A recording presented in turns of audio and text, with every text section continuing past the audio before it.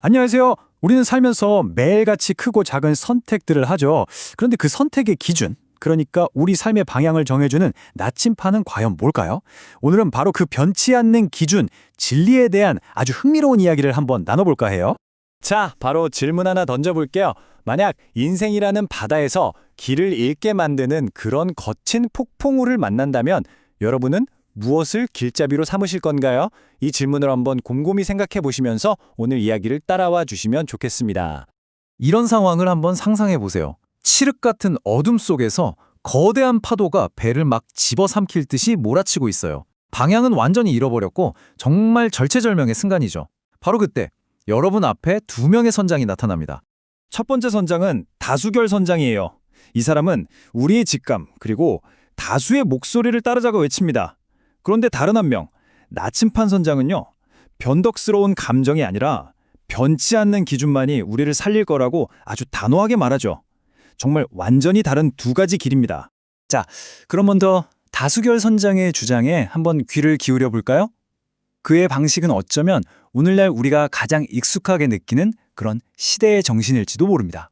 이 선장의 철학은 아주 간단명료해요. 다수가 원하는 방향으로 내 기분과 내 경험이 이끄는 것으로 가자는 거죠. 심지어 충분한 사람만 동의한다면 기존의 규칙도 얼마든지 바꿀 수 있다고 믿어요. 언뜻 들으면 굉장히 유연하고 합리적인 방식처럼 들리지 않나요? 자, 이제 시선을 돌려서 두 번째 선장을 만나보겠습니다. 바로 나침반 선장인데요. 이 사람의 방식은 앞선 선장과 정말 정반대의 지점에 서 있습니다. 그는 흔들리지 않는 절대적인 기준을 신뢰하거든요. 그러니까 이 선장은 이렇게 말하는 거죠. 여러분이 어떻게 느끼든 중요하지 않습니다. 투표 결과요? 그것도 상관없습니다. 이 나침반은 변하지 않아요. 이 기준을 따라야만 우리가 살 수 있습니다. 감정이나 투표가 아니라 외부의 객관적인 기준에 대한 절대적인 신뢰. 파도가 아무리 거세도 나침반의 바늘은 늘 북쪽을 가리킨다는 그런 굳건한 믿음이죠. 사실 이게 그냥 만들어낸 이야기가 아니에요. 19세기 미국 장로교회에는 이 나침반 선장과 똑같은 생각을 가진 사람들이 실제로 있었습니다. 바로 구학파라고 불리는 이들이죠. 그들은 세상의 유행이나 사람들의 생각이 아무리 바뀌어도 하나님의 진리만큼은 절대 변하지 않는다고 굳게 믿었습니다. 아니 그렇다면 이 구학파 사람들은 왜 그렇게까지 외부의 기준, 즉 성경을 절대적으로 신뢰했던 걸까요? 그들의 세계관, 깊숙한 곳으로 우리 함께 들어가 보시죠. 그들 생각의 핵심에는 계시 의존 사색이라는 개념이 있어요. 말이 조금 어렵게 들릴 수도 있는데 제가 아주 쉽게 비유해 드릴게요.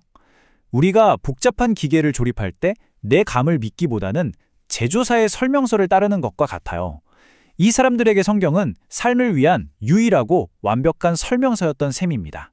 그리고 그 믿음의 가장 밑바탕에는 절대 주권 사상이 깔려 있습니다. 하나님이 이 세상의 진짜 주인이시고 그분의 법은 유행이나 다수결에 따라 흔들리는 게 아니라 마치 중력처럼 절대적이고 변하지 않는다는 생각인 거죠. 자, 그럼 이들의 생각의 흐름을 한번 정리해 볼까요? 먼저 인간의 감정은 믿을 수 없다는 문제점에서 시작해요. 그럼 해결책은 뭐냐? 바로 신이 주신 지도, 즉 성경이라는 겁니다. 그리고 마지막으로 아니 왜 그 지도를 믿을 수 있는데? 라는 질문에 대해 신의 절대적인 권위가 그 근거가 되어주는 아주 완결된 구조를 갖추고 있죠.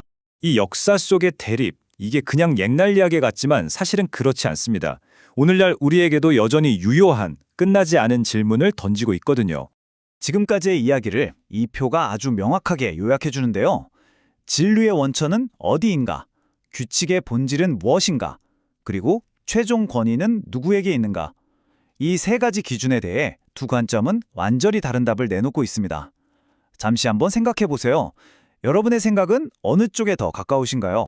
구학파의 관점을 이 한 문장보다 더 잘 보여줄 수는 없을 것 같아요. 100명의 사람이 해가 서쪽에서 뜬다고 우겨도 해는 여전히 동쪽에서 뜹니다. 진리는 투표의 대상이 아니라는 거죠.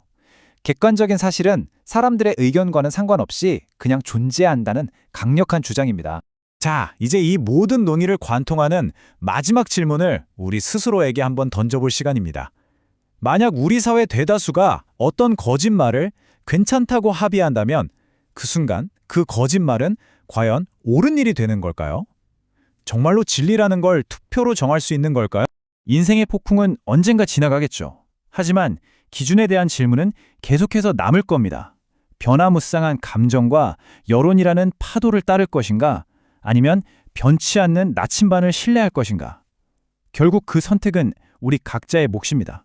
오늘 내용은 여기까지입니다.